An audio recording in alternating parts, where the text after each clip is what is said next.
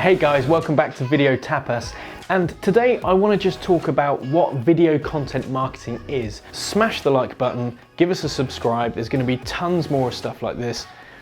Tons more stuff. There's going to be tons more stuff like this. Real banging good stuff, promise. Thanks.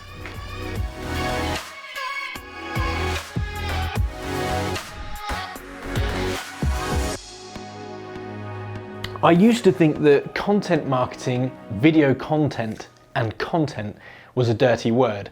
I used to be a hardcore video purist, and I know a lot of video producers that I talk to now still are in that sort of purist realm where they see someone holding a phone vertically and filming and they just want to slap the phone out of their hand and punch them square in the face.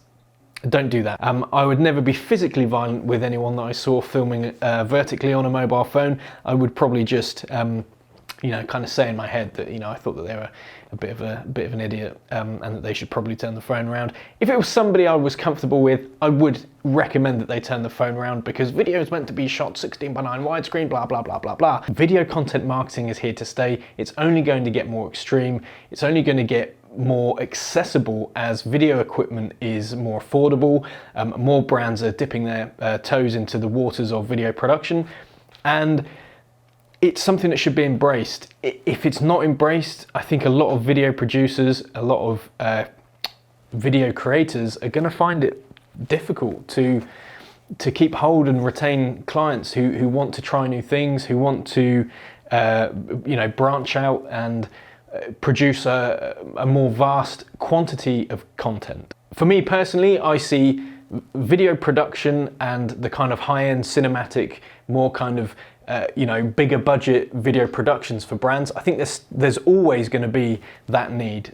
Brands are always going to want to show themselves in the best light that they can. Emotive, evocative video and imagery, scripted, strong narrative, powerful performances from the talent, the actors, the whoever it is that they may have on camera.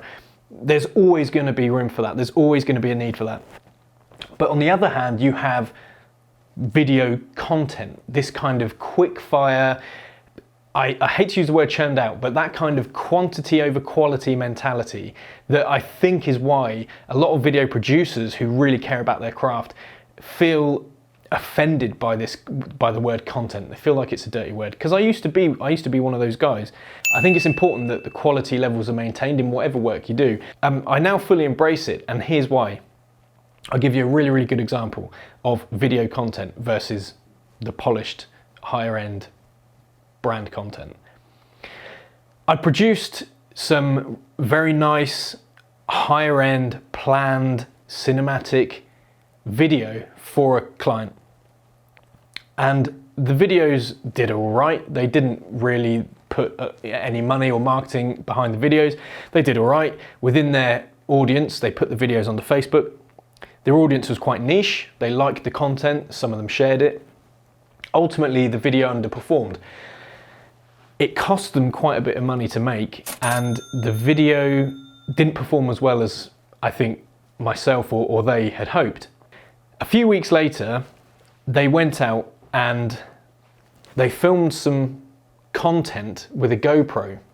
Now, these guys were racing and they were using a new type of surface piercing prop on their engines.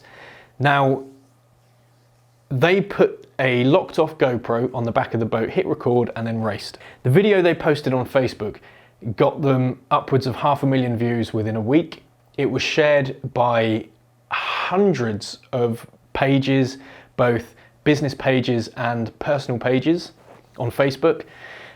It was shared far and wide globally.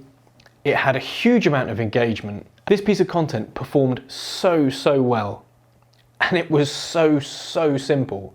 It was one GoPro, one clip, one press of record, one upload to Facebook, no editing involved, no voiceover, no artist, there was no one on camera, there was no presenter. As a piece of content, this was like the holy grail. And the engagement was huge. They got so much brand awareness off the back of this. They got a ton of likes, a ton of people talking about them.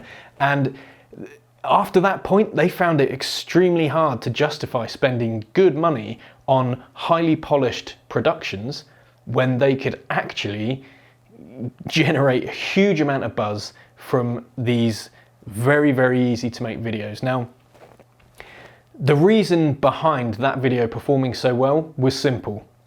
That's what the audience wanted to see. This video, to the average person watching it, probably wouldn't have meant a lot at all. But people in the industry and people who knew that niche market, they went nuts for it.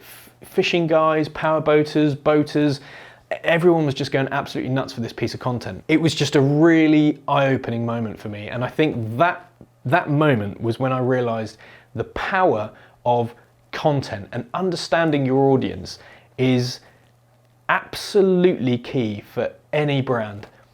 To understand what your audience wants to see and what your audience wants to engage with versus giving them something that you think is right and it underperforming.